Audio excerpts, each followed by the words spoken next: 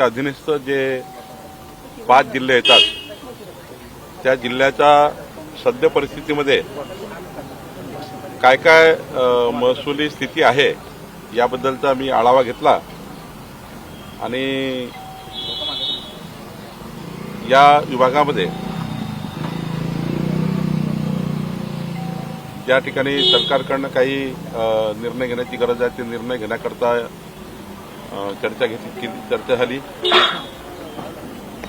महसुली अधिकाऱ्यांनी इफिशियंटली आपल्या सर्व्हिसेस वाढवल्या पाहिजे याकरताही चर्चा झाली। खास करून रेती तस्करी जे सुरू आहे त्या तस्करी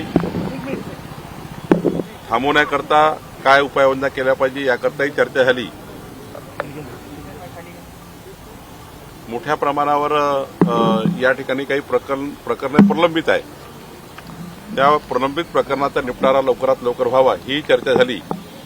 एकंदरीत 11 विषयावर मी आपल्या विभागीय आयुक्त आणि विभागीय आयुक्तांची जी टीम आहे त्यांच्यासोबत चर्चा केली आहे।